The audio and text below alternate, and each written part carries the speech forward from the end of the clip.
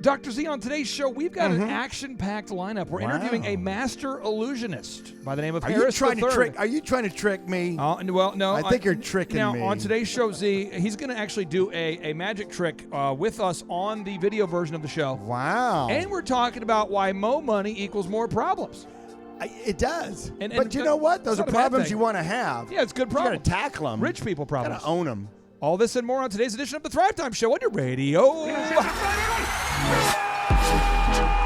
Grab the duct tape and mentally prepare yourself for yet another mind-expanding knowledge bomb from America's #1 business coach, Clay Clark.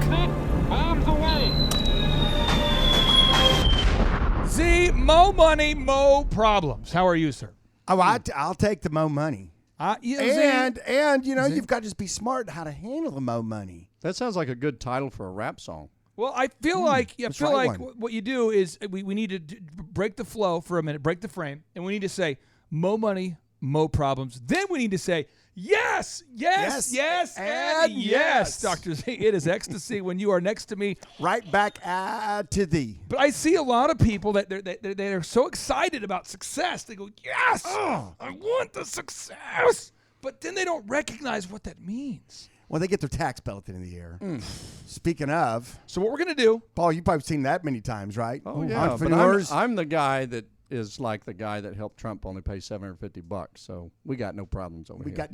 I got to tell you what. You come to me, I take care of your tax problems. They go away. They go away. So what we're going to do is we're going to go around the horn, and we're going to have a lot of different guests on today's show. We're going to have, I think, 6 or 7 guests in 22 minutes. And we're going to talk about this because this is something that people I don't think are prepared for. They come to a conference, they listen to the show, and they go, Z, someday I want to be like you, man. I want to own a bank. I want to own an optometry clinic. I want to have an auto auction. Do it. But I just want to ask you this. With hundreds of employees, how often does something bad happen? With thousands of customers, hundreds of employees, I mean, and it's how you perceive it, how you deal with it. You've got a lot of great things going on. But how often do you have something bad happen that the average person, if they were to be presented with the same opportunity or the same daily information that you're getting, that it would maybe just overwhelm them and crush their brain? I mean, how often do you deal with good things and bad things and during the same day that would rock the mind of the average person? Well, I call it heat. You know, whenever an employee does something wrong, or there's a patient or a customer comes in and their expectations aren't met and they're irritated. But for the most part, I have trained my management team how to handle it. I would say on average, probably 1 to 2 a month, slip past them, go roaring past management, and they can only be, that flame can only be quelched by me.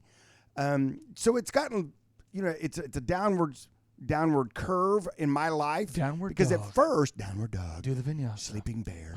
But anyway, most of my managers are pretty good at handling the heat, handling the problems, and I've given them a nice little, guardrails on what they're able to do to make people happy. And the biggest question that I've taught them to ask, do you want to know the super move on this? I do want to know the super move.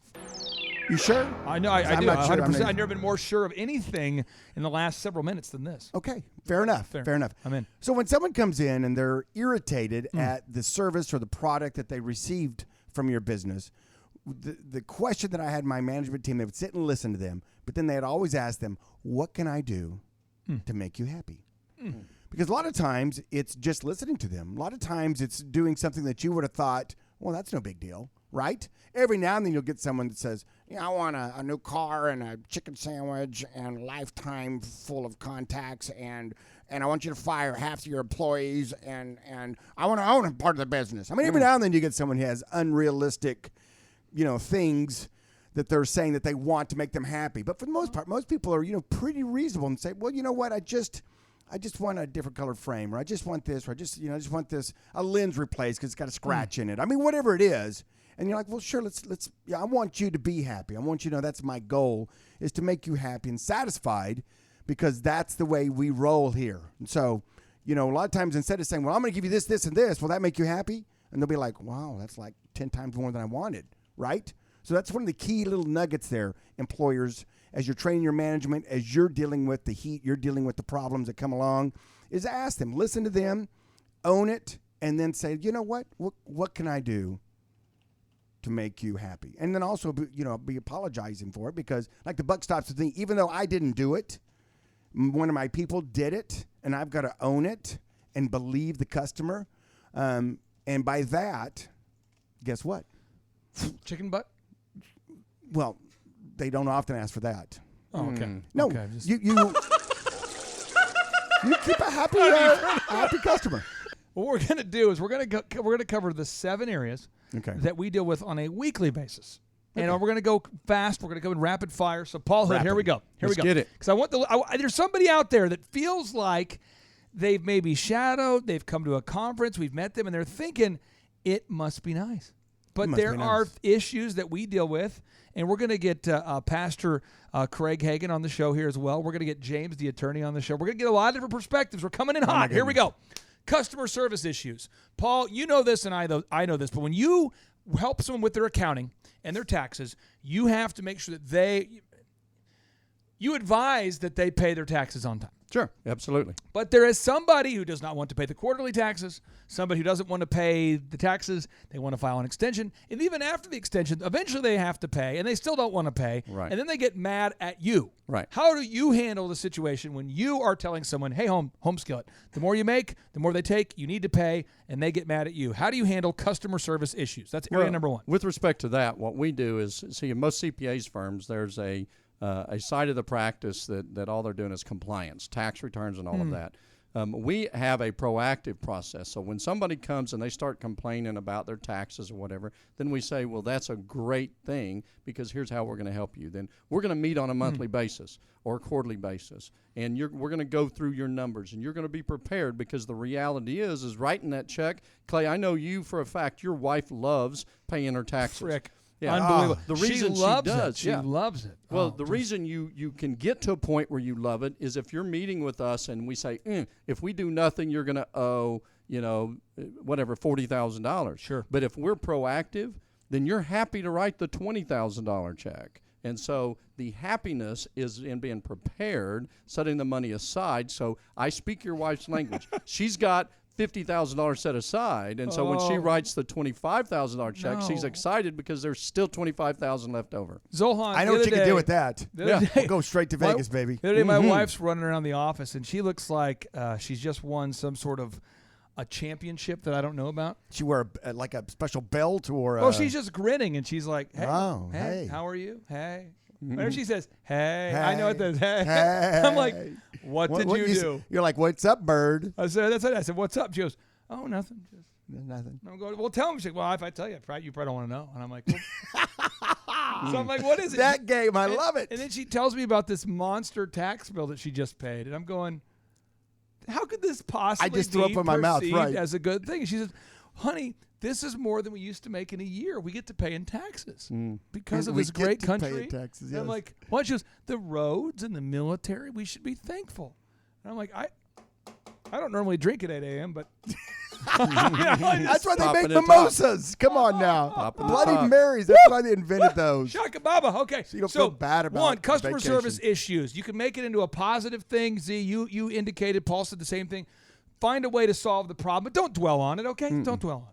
And I tell you what, the first few times it happens, the first time you get a negative, a troll comes in, gives you a 1 on, it says, I give you a 0 star, but one's the lowest I can go. I had an employee from 12 years ago that just left us a Google review. Yeah.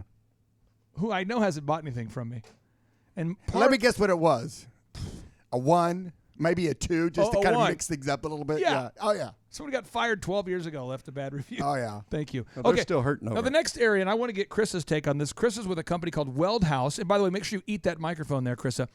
But Weld House, they make these really cool.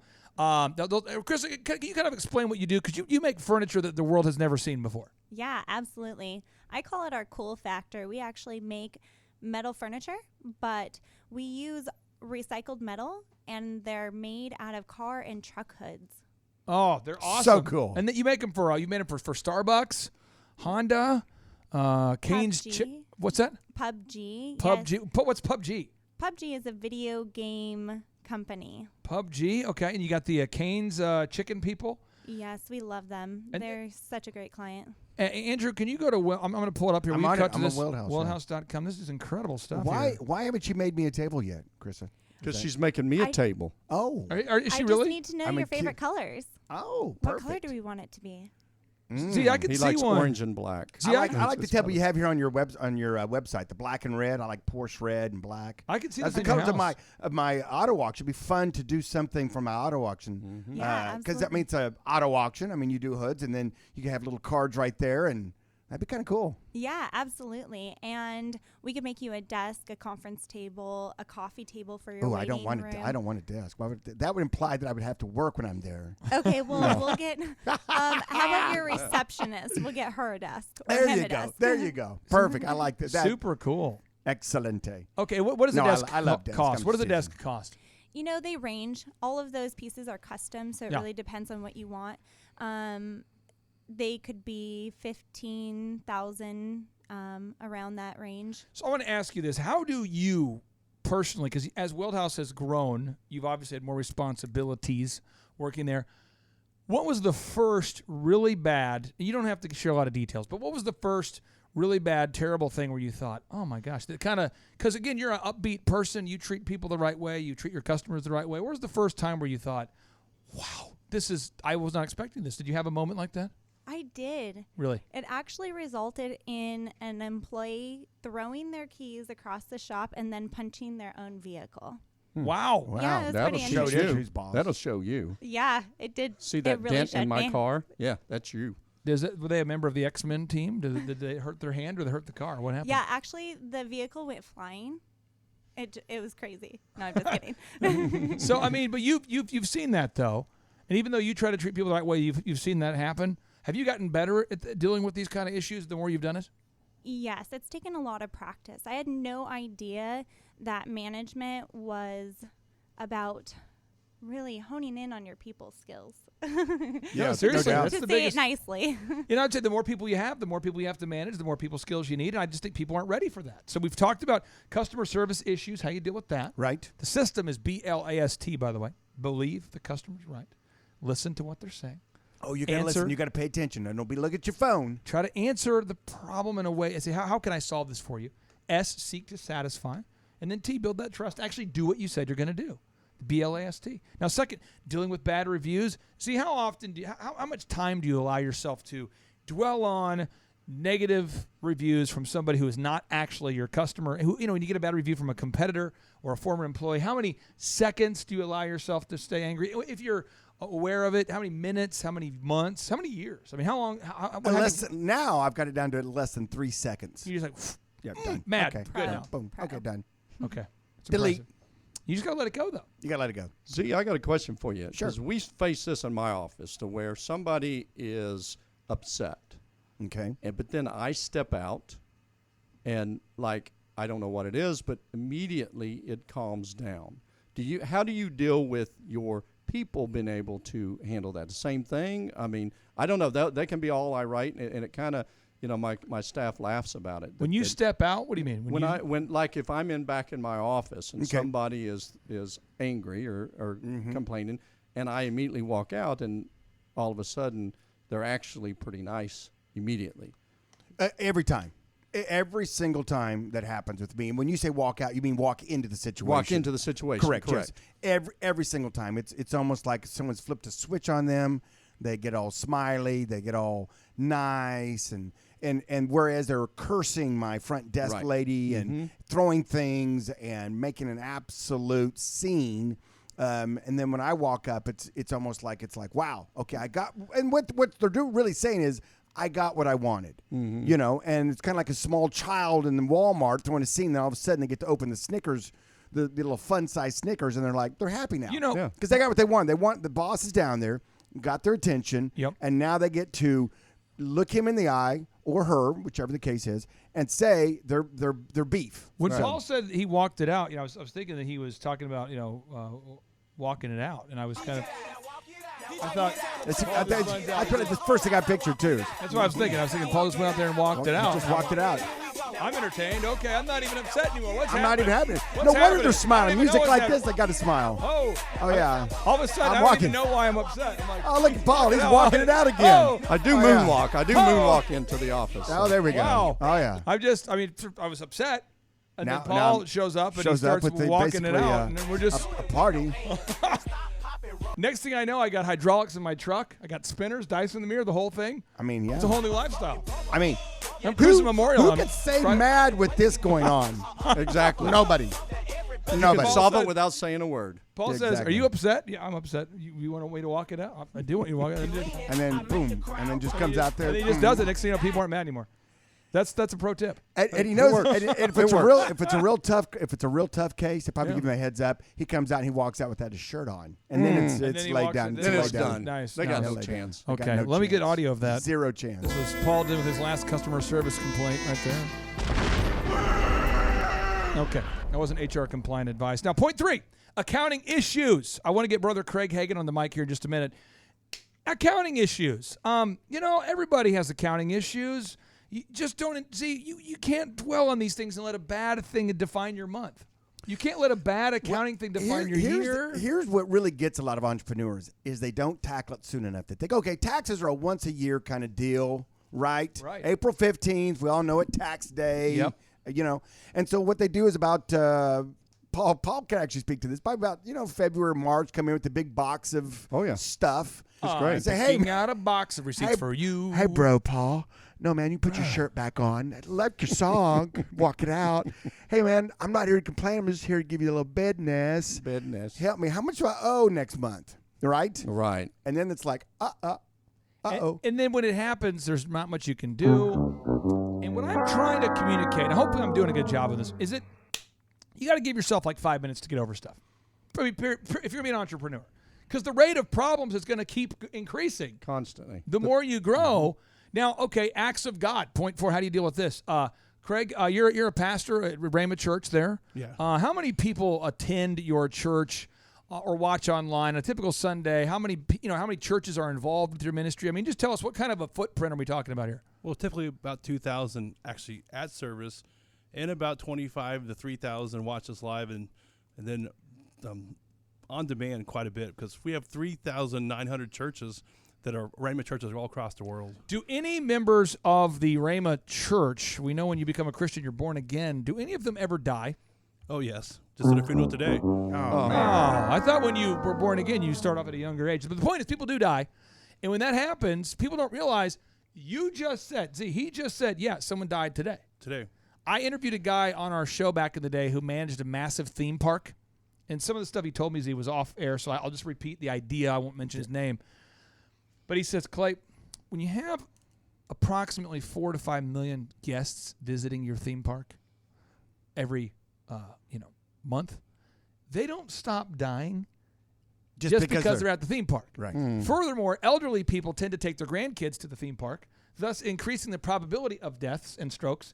And so I'm going, what? I mean, I hadn't thought about it that way. Really haven't thought about that, right? And he's like, he asked me, well, how many people live in your town? I said, well, Broken Arrow, about 110,000. He said, well, how many people die in Broken Arrow per week? I'm like, I don't know. And he goes, well, whatever that number is times 10, that's how many people die at my place. Yeah, you don't think about it. It's like, whoa. So how do you process it when a member of your church that you care about dies? I mean, how many funerals a year are you doing there, Craig? 50 to 100 probably, maybe more. You're a regular funeral crasher at this point. I mean, Yeah, we have a pastor on staff, and I remember one week I think he did 4, maybe 5 funerals in 1 week. How do you recover from that? Because you know how it is in our office. If someone were to pass away, this is how we would handle it. We would say, well, people would just be kind of heavy, and I would think maybe weeks or months, or it'd be linger for a while. Sure. But this happens to you multiple times in a week sometimes, where you have to be there, mentally present, you're sincere, you pray for the people, their family, you care, but then you might have to go back into a meeting. How do you do it? I mean, you're doing it right now. You had a It funeral happens all the today, time, yeah. and now today you're on a show. How do you handle it? Yeah, it happens all the time. You kind of have to learn to shift gears, and it's just like you fire somebody and then you walk out and have a business meeting, with somebody else. It's kind of the same thing, but we have to know that the advice that we give and the comfort that we give to these people, we're helping them. And then, we have to turn a different gear off and and go to a thing, because when you have a church, you still have a business, and we have to run our church like a business, and a lot of times have to fire people, have to hire people, but the worst thing is actually firing a volunteer. Ever thought about that? Someone who volunteers at your church, that's tough, and just not doing a good job. I got a move for you. This is a funny move. Here it comes. I want to make sure, though, folks, listen. There are many problems that are going to increase as you grow your business, but 7 I want to hit on. You're going to have more customer service issues. You're going to have more people leaving you bad reviews. You're going to have more accounting issues. You're going to have more acts of God issues. You're going to have more demands on your schedule. You're going to have to become better at saying no. You're going to have to deal with hiring and firing. But I'll tell you, the ultimate move is, he had a client years ago. And I won't mention what city he's in because I want to, but I can't because it's too funny. It's too funny. It's too funny. He wouldn't think it's funny, but we would think it's funny. Okay. He calls me one day. Boop, boop, boop, boop, boop. See, imagine you get this call. Okay. Imagine you're a consultant. Okay. Okay. Hey, I'll get my consulting voice. Hey, Z, Yes. this week when you come in for our meeting, Yes. I would like you to fire a guy. Oh. His name's Carl, What? and I need you to fire him. What? Seriously, how would you process that if I hired you and you've never met this guy? You have no previous grievance with him. What would you say? That happens a lot, by the way. That happens a lot. I would say I might first ask why and who is Carl. So I continue with this, and he says, hey, by the way, if you could just be my firing guy. I'm going, are you serious? He goes, no, I'm not kidding. He goes, I'll pay extra or whatever that is. I just don't want to ever have to have these conversations. So I'm going to say that you're with corporate, which you are because you've been hired by corporate to help me, and that you have a lot of issues with their performance, and that you're making the call, and that you've decided to let them go. And I'm like, are you kidding? I'm like, are you kidding me? He goes, no, because that way I always get to be like, hey, I put in a good word. I tried. So I'm not kidding. I would show up at the office, and I would be given this. You do it in person. Yeah, a little manila folder, and he was like, this guy here is going to come in 30 minutes, who I've never met. Right. And you're going to let him go. And he's like, where are you going? He's like, I'm going to go golf or something else. I can't handle it. I want to go to the break room. Yeah. The firing guy. So I probably had fired dozens of people, and then one day I told my wife, and she was like, no way. I'm like, yeah. I'm the firing guy. So, I mean, that's your move. Yeah, maybe hire Dr. Z. You say, look, this guy's a doctor. And sort of. He's looking at how, we can't let your negativity spread all over this ministry, And so he's decided, medically speaking, it's time to let you go. Yeah, if he hired me, if he'd hired me, it'd be something like this. I'm here to tell you. Oh, glory. Come on into my office. Shunda. I got some bad news, but I'm going to follow it up with some good news. Oh, that's right. And I give him a little manila envelope and I'd fire him, and then I'd say, but Jesus loves you on the way out. So there's the good news. The firing I got guy. a little hot on the mic there. Think about how tough that would be. You're telling someone, even though we pay you nothing, it's still too much. It's still, we're way over budget. But this is a budget crisis. Sometimes we try to transfer them like to the, the parking lot team or something like that. The parking lot team. Are you saying that? We've done that before. Seriously. In the hierarchy of is the parking lot team. You're on what we call the porta potty committee. Yes. You're going to be on that team. I don't know where the porta potties are. Well, when we get them, Keep you're going to walking. be in charge. We're going to be expanding soon, doing outreach in other states, and soon we will be there. You just go to those other states and wait. You just go. Okay, we're going to wrap up today's show with a boom. Mo money, mo problems, but you know what? It's worth it. It's worth it. I think it's worth it. I don't have a problem with it. I think You get calluses. you get calluses. And everybody out there listening, folks, you don't have to let these things overwhelm you. And so you know what we're going to do now? We're going to go ahead and call up our next guest. So without any further ado, we're going to end this show, not with a boom, but with a little kind of a, and then we're going to go and we'll call up our next guest. It's going to be a laser show. Are you ready? I'm born ready. Get ready to enter the Thrive Time Show. We started from the bottom, now we hit. We started from the bottom, and we'll show you how to get here. Started from the bottom, now we hit. We started from the bottom, now we hit. We started from the bottom, now we're on the top. Teaching you the systems to get what we got. Colton Dixon's on the hooks, I break down the books. Z's bringing some wisdom and the good looks. As the father of 5, that's why I'm a dive. So if you see my wife and kids, please tell them hi. It's the C&Z up on your radio. And now 3, 2, 1, here we go. We started from the bottom. See, we need some cowbell. We need some cowbell. Oh yeah. Yes, yes, yes, and yes. We are in the air. Everywhere. Dr. Z, it is always ecstasy when you are next to me, but today's Right guest back is at thee. it's like sometimes you have like an intimidating person on the show where it's hard to focus on what. When we had Wolfgang Puck on the show, I blacked out. Like a fainting goat. It's the bull system of the world. You do know about the bull system, right? Tell me about the bull system. Well, when you have multiple bulls in a pasture, they're looking around trying to figure out who's the alpha bull, who's the dominant one. We had John Maxwell. We've had Wolfgang Puck. We have these big time guests on the show. I sometimes black out. I'm in like a fainting goat. So what happens is that your dominant alpha bull position, then all of a sudden you have to realize that you're not the dominant bull in the pasture. And we've had a lot of that tends to have a let's be honest. Young bull pass How many out. times have I told a guest? We've done thousands of shows. How many times have I said, this guest has such beautiful hair that if I had that kind of hair, I would rule the world? How often have I ever said that compliment? Never. I've never done it. So how many shows have we done? 2,500. Yeah, 2,500. and I've never said this. I don't think you've ever said that. And you would know because you own a men's hair grooming establishment. We have a men's grooming lounge. We have a chain of men's haircut facilities. We see a lot of hair, a lot of mops. Harris III, welcome on to the Thrive Time Show. How are you, sir? Oh man, my pleasure. I feel so honored. All this, you guys are gushing so far, and it's only about my hair. No, it really. We might have time to get into your book and the things you care about, but let's talk about the hair for a minute. Do you use shampoo and conditioner?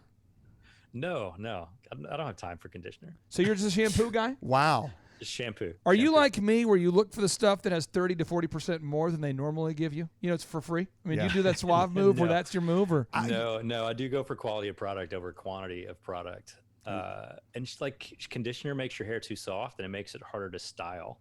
Oh yeah. So well, you'd have to. Conditioner is not good for gray hairstyles. It starts off with a lot of confrontation there, Z. I'm pretending like I'm an expert on this subject matter. Today's show is sponsored by Suave Generic Conditioner. This is where you guys start getting negative reviews. You're like, this guy has no idea what he's talking about. Okay. Now you are an illusionist and an author of the upcoming book, The Wonder Switch, the difference between limiting your life and living your dream. What is an illusionist for folks out there that don't know? An illusionist is someone who uses principles of psychology, misdirection, persuasion, essentially principles that a lot of people would call deception, to create the appearance of something that seems real, when in reality it is totally fake. But they are used often to trick people in the context of a magic show. But those same principles that we use to trick people are universal and apply to every other facet of life. Do you work for the mainstream media? Is that what you are, sir? Is that why you use your deception? No, sir. Okay. I did learn the other day how to drown a hipster. Really? And that is you throw them into the mainstream. Oh, wow. I'm going to give you a mega point for that right there. Oh, this just in. That's good. That was good, Z. That was good. Okay, here we go. So you have had a lot of success, but tell us, where did you grow up? What was your life? How were you raised? I grew up in a small town on an old farm that was no longer in business. So just running around on farmland, making trails in the woods. And my parents had minimum wage jobs. My dad worked at a factory. My mom was a housekeeper on a college campus. So pretty much lower part of the middle class. Growing up playing outside most of the time, Southeast Tennessee. And when I was 9 years old, I dreamt of getting a baseball glove. I was obsessed with baseball, more with trading baseball cards than actually playing baseball. But there was this brand new baseball glove I wanted for Christmas and begged for it and never got the baseball glove that year. The only gift I remember getting at all that year was this box of magic tricks, and completely changed my life. That was when I was 9 years old. 9. And life hasn't looked the same since. Well, you know what? If you got the glove, I mean, he could be like Hall of Fame, Ozzie Smith. Yeah, he could be. Yeah, I mean, whatever gift he was going to be given that year was going to he was going to excel in. So when you said he was born in a small town, I keep thinking about John Mellencamp. Well, I was born in a small town, and I live in a small town. I got really good hair. Probably died in a small town. And he probably got a guitar for Christmas instead of a glove or he got a magic box trick. He got a magic box. Now, so when did you start having fun with the magic box, the magic tricks? It took a few days, honestly. When I first opened it up and saw it was a box of magic tricks instead of a baseball glove, I was pretty bummed. I remember my exact thought was, this is really stupid. I didn't think it was cool at all. I didn't say that out loud, of course. I love my grandma. Gave her a huge hug. Yeah. I was like, Grandma, thank you for the box of magic tricks. We go back home to Tennessee, and a few days go by. I get bored. I learn my first trick, perform it for my mom and dad, thinking no one is going to be fooled by this. It's way too simple. Their eyes lit up. Their chins dropped. They're like, how in the world did you do that? and I was hooked, man. I thought I might do magic for the rest of my life. What was that first trick? Yeah, what was your trick? What was it? Come on. Tell us. It's called the ball vase trick. You take a little ball and put it inside of a vase cup kind of thing, covered up with a lid. You can make the ball disappear and reappear. Wow. You know, the thing is, my grandfather used to play these games with these tricks, Harris. This is how I've turned out the way I am. It's just paranoia, schizophrenia, the whole thing. He used to say, he had these two metal apparatuses he would make, and he would say, if you can get the ring off, I'll give you like $100 or something. Wow. And like, 10 minutes into it, 2 weeks into it, I'm like, I just can't. I think my mind can't figure it out. Then like my brother or somebody smart would come along and get the ring off right away. Magicians frustrate me. I've seen them in Vegas, and because they do these things, and you know there's got to be a trick somewhere, but yet it's what is the trick? So I want to ask you there, Harris. You started having megawatt traction in your career, and you've went on to achieve some massive early success. Did you have a key mentor that helped you, or how did you kind of get that traction going?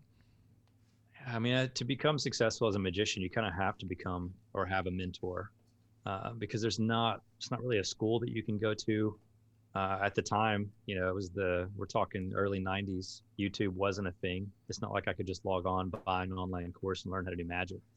So you really had to find a mentor, professional magician or an amateur magician to take you under their wing and start teaching you how to perform professionally. So that's what happened to me. Can you share who the mentor is, or is it kind of a secret thing? It's magical.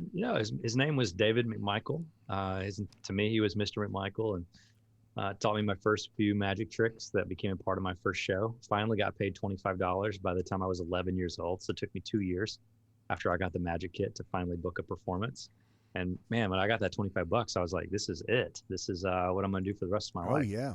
Hypothetically, if you were on a podcast radio show, do you have any tricks that you do like on shows, like in situations like this, hypothetically, for a friend of mine who wants to know? I mean, do you ever do those kind of like Zoom call magic tricks? I can do magic tricks over Zoom, not over podcast in the way that I like to perform them. Okay, I won't put you on. I can just see the camera. Look at the camera. Look at his camera. Look at this guy. Look how good that video is. Look at the hair.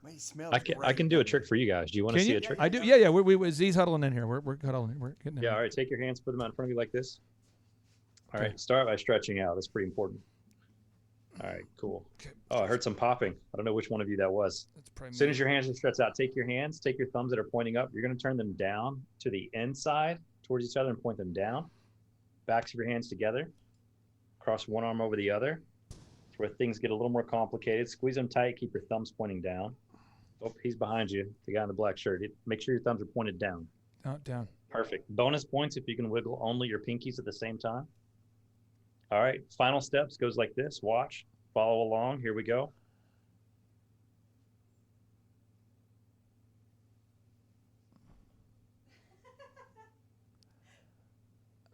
Thumbs up. That's not possible. Ow! No, it happens every time. I can't figure it out. Oh, I'm going to get it. All right, this is usually where people do this. That's amazing. Yeah. Oh, hey, I'll hook you up with that right now. I'm not gonna withhold my applause. Let me. Yes. Oh man. There we go. Okay. Now earlier you said that magicians frustrate you. Are you frustrated right now? Yes. And why are you frustrated? Because I'm a simple man. I mean, I feel like my algebra teacher was doing magic tricks on me when she's just teaching me algebra, and I don't get it, and then it sticks with me for a long time, wondering how you did it. Yeah. So this is what's frustrating me about the state of magic right now. What's frustrating me is, even in your language right there, you said, my algebra teacher always did this on me. As if it's like magicians are these people that are like, oh, we're out to get them. Like, oh, I really got one over me right on now. Them. Yeah. And like magic as an art form has been reduced to this like carnival sideshow act where it's really no different than watching a prank video on YouTube. And to me, we've lost a really beautiful part of what magic is capable of, because it's capable of so much more than simply tricking people. And the reason why I call my book The Wonder Switch is it sort of takes this concept of magic and focuses it back on wonder, so that you can walk away going, that was beautiful, that was amazing. I feel my sense of childlike wonder awakened. And there's a lot of ways that serves you as an individual and as a leader, as an entrepreneur, as opposed to you walking away going, oh, I'm just so dang frustrated because he got me. Harris, I'm not really out to get anybody. Sure. No, you're just out to entertain. I love it. Harris, how do you feel about these shows where they say so-and-so unmasked, where they show the tricks behind the curtain? Real quick, before he answers the question, I want to give him time to compose his thoughts on this real quick, see. But I would like to cue up the proper music for you to ask the question again. Oh, sure. So I want to create the kind of, here we go. The environment. Yes. Here we go. On today's edition of the Thrive Time Show, we're going to ask Harris III a very serious question. What does he think about magicians that show their tricks? Go take you behind the curtain and explain how they just got one over. Okay, I feel better now. How do you feel about that? That was kind of a hot thing there for a while. Remember? Yeah. Well, it depends on how you look at it. Like, first of all, us exposing the secret kind of ruins the art of magic. Yeah. Yeah. But what's interesting about that show is while some magicians were frustrated by it, a lot of while that was on, I was performing a couple of the same illusions in my show that the masked magician was giving away on TV. Then people would come up to me after the show and they would say things like, "Man, Harris, there's no way that you did that trick the way that the masked magician said that it was done on TV." Yeah. And what a lot of people don't realize is they were making up these alternative explanations for how magic tricks worked and then selling them to people. So they're like, "Oh, that's how it's done." For example, like I can make something levitate on stage or appear as if it's levitating. But on the Masked Magician, they said that there was a forklift behind the curtain with a pole sticking through the split in the curtain, lifting the girl up and down. Like, I can assure you I didn't tour around with a forklift. But you see those TV shows, you're like, oh, that's how it works. Oh. But what was really interesting about those shows is shows in Las Vegas, Branson, Pigeon Forge, all these places around the country where magicians have magic shows. When those shows were on the air, ticket sales skyrocketed. The interest in little kids who wanted to pursue performing magic skyrocketed. Yeah. And so I think it's probably ended up being a really good thing for magic, even though it frustrated a lot of us because it repositions the conversation around the secret to the trick. And I have become less obsessed with how do magic tricks work over the years and more obsessed with why do magic tricks work. And that's where I feel like magic can gift us so much. Now, you earned your first $1 million, I believe, at the age of 21, but then you went bankrupt at the age of 22. What was the magic trick needed to make your money disappear? It's a little trick called keeping up with the Joneses. Yeah. Yeah. I don't know if you guys have ever fallen for that trick before.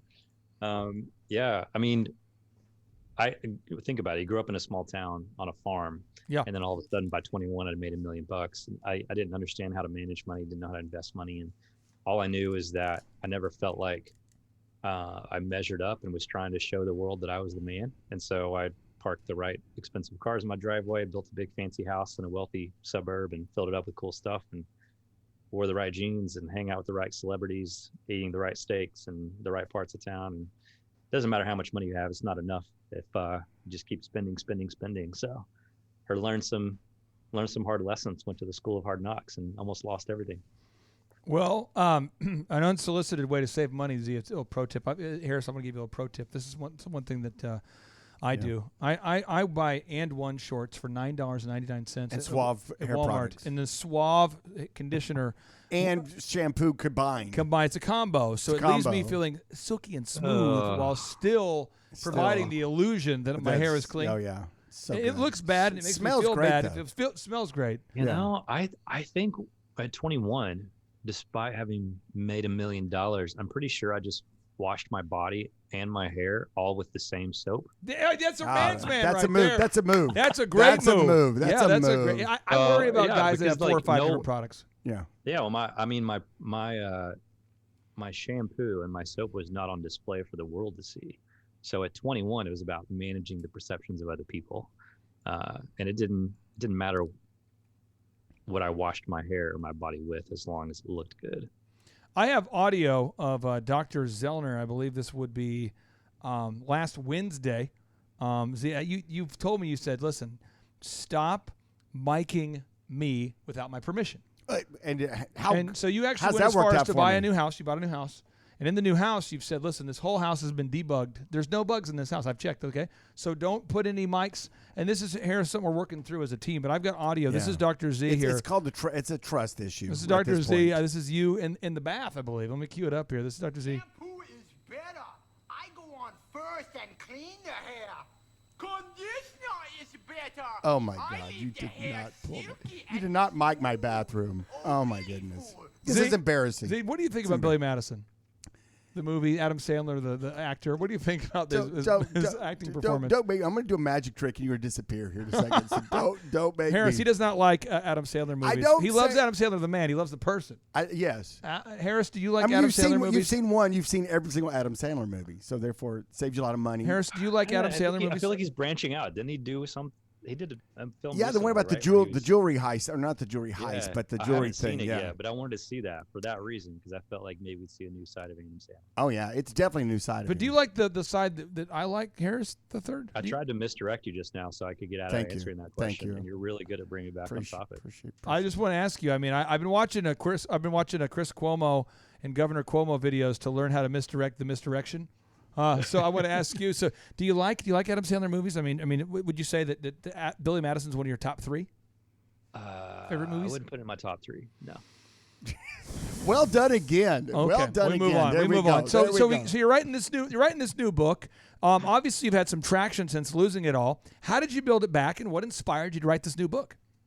Oh man, that thing I mentioned earlier, which is I stopped caring about how magic tricks work. I mean, I had to care about how they worked, but when you get a magic kit as a little kid, that's all you're obsessed with. And people who aren't magicians, when they go to a magic show, they're just like, how did you do that? And I had an experience in my mid-20s that made me go, okay, wow, but why do magic tricks work? And that's when I realized that all these principles of deception were universal, that the same way that we trick people in a magic show is really the same way that we're tricked into believing anything. And I stumbled across the power of narrative and storytelling, that the reason I'd lost $1 million by 22 is because I had been tricked and led to tell myself a bunch of stories that weren't true. And I thought, well, if the stories that I'm telling myself is what drives all of my thinking and worldview and human behavior, then surely if I have the power to change my own narrative and change the stories that I tell myself, surely I can influence the stories that other people are telling themselves. And so it sort of created a shift in my career as an illusionist and also as an entrepreneur. It really changed everything because it set me on a whole new path where I stopped thinking of myself as a magician who told stories in my show. I started thinking of myself as a storyteller who happens to perform and know a few magic tricks. That's really the heart of it.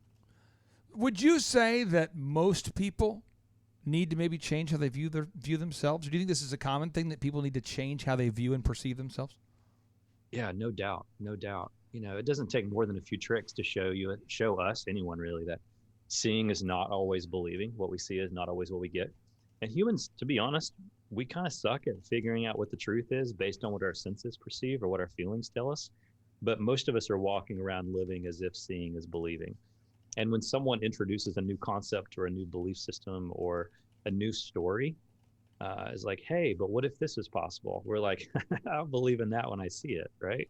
But what the neuroscience supports and shows, especially when they partner with magicians to understand the human brain and how it perceives information through our senses and feelings, what they always confirm is that while seeing is a believing is actually seeing, that what we believe has the power to change what we see.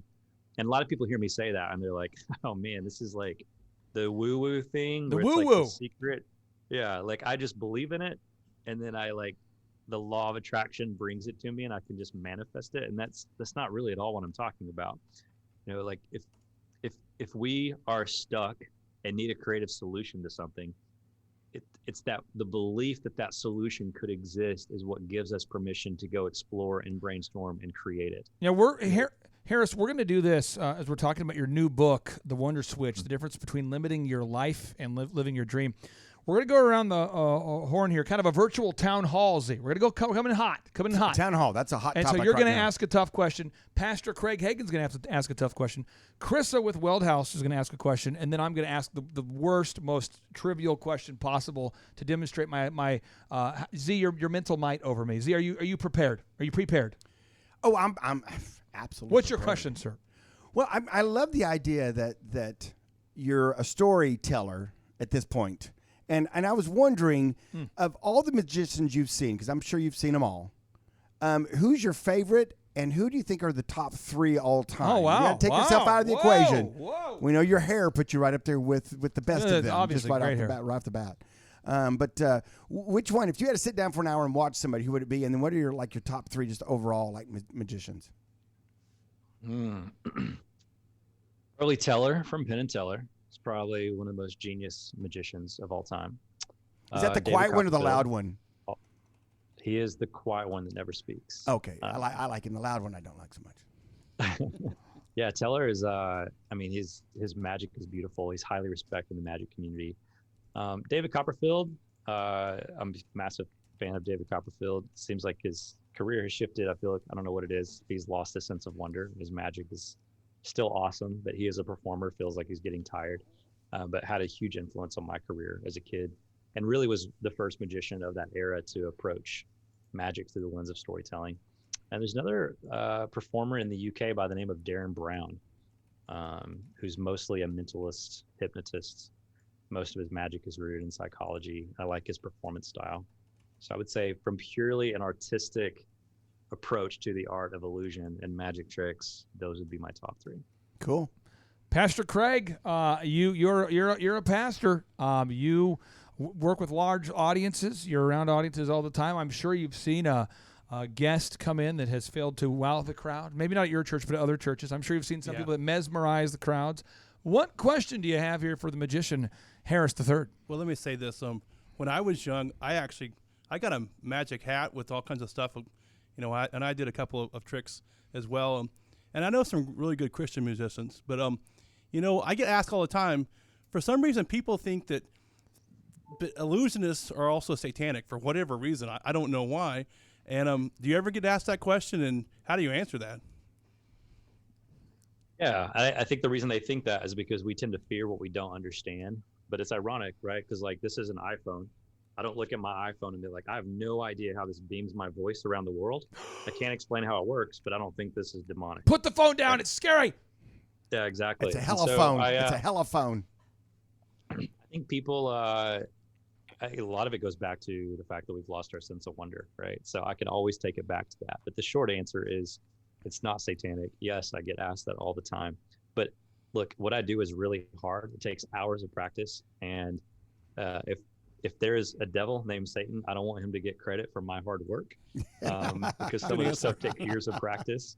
And if I really had some sort of supernatural power, I don't think I'd walk around asking people to choose a card from a deck of cards. I think I'd be using my powers differently. Lottery picks. Yeah, I don't know how Magic God showcases satanic when guys used to pull rabbits out of hats and cut people in half and put them back together again. It's just, if I were Satan, it's not how I would use my magical powers. Now, Krista, with 60 seconds left to go, what question would you have for today's guest, Harris III? Well, I actually still have my fingers locked and my thumbs pointed down over here, so we're going to have to talk later.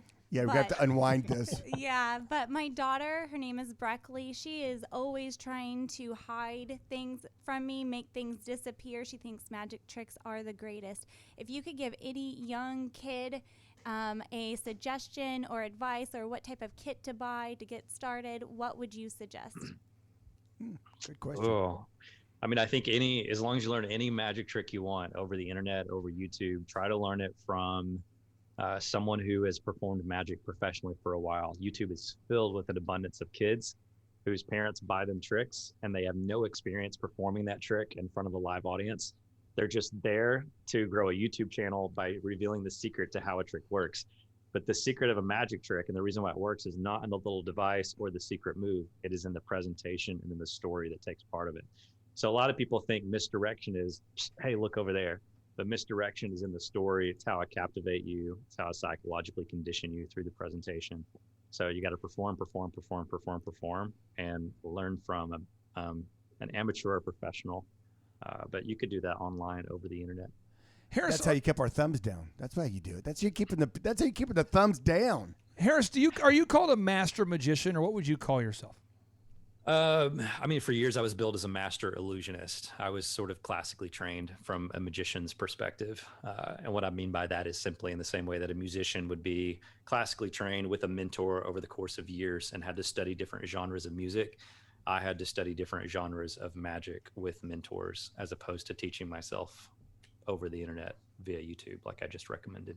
It wasn't an option for me. Well, Harris, I appreciate you being with us on today's show. One more time, your book, The Wonder Switch, the difference between limiting your life and living your dream. Where do you recommend people pick it up? Do you want them to go on Amazon? Is there a certain website people need to go to? Or where would you recommend people purchase your book? Yeah, you can get it anywhere books are sold, wherever you buy your books. If they don't have in stock, they can order more of them. The easiest thing to do is just go to thewonderswitch.com. There's some easy to click links. There's some great way to support some local bookstores on that site as well. Brother, I appreciate you so much for being on today's show, and I hope you have a great rest of your day. My pleasure. Thanks for having me on. And we're off. Hey, what day do you want this show coming out? Do you know? As soon as possible. The book came out last Tuesday. Okay, so I'm going to put 10/25 on this bad boy. Sounds good. Sound good? I appreciate you, man. Thank you so much. Well done. Hopefully you had a good time. Keep your wonder on. Yeah, you bet. Thanks. All right, take care, dude. Bye. See ya. And now, without any further ado, 3, 2, 1.